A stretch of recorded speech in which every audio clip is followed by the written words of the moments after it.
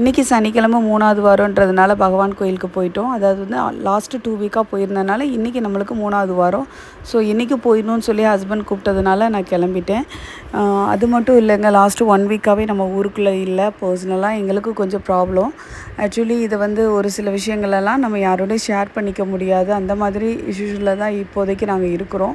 Currently அந்த மாதிரி situation தான். பட் மற்றவங்க எங்களை பார்க்குறவங்க இல்லை, ஒரு சிலர் அதை வந்து பர்சனலாக தெரியும் அவங்களுக்கு. அவங்க நினச்சிட்டு இருப்பாங்க நம்ம ஏதோ ஒரு காரணம் சொல்கிறோம், பொய் சொல்லிட்டு போயிருக்கோன்னு.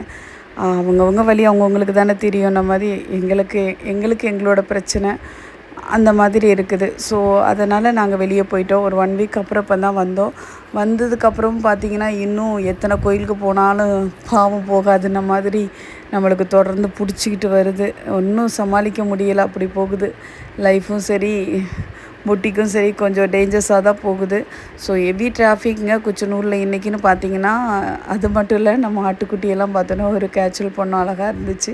ஸோ பட்டைக்கிட்டே போட்டுட்டு கோயிலுக்கெல்லாம் முடிச்சுட்டு ஆஞ்சநேயர் கோயில் போயிருந்தோம். அதெல்லாம் ஷூட் பண்ணி போட முடியலை, ஷூட் பண்ணலை. ஆக்சுவலி என்னென்னா டிப்ரெஷன் சொல்லுவாங்களே, டிப்ரெஷன் அந்த மாதிரி போயிட்டுருக்கிறதுனால எதை எடுக்கிறது, என்ன பண்ண போகிறோம், என்ன செய்கிறோன்றது ஒன்றுமே புரிய மாட்டேங்குது. ஒரே பிளாங்காக போகுதுங்க லைஃப். அப்படியே ஒரு மாதிரியாக எது எப்படியோ உங்களோட அன்பாலையும் ஆதரவாலையும் நான் இவ்வளோ தூரம் இருக்கிறேன். கடவுள்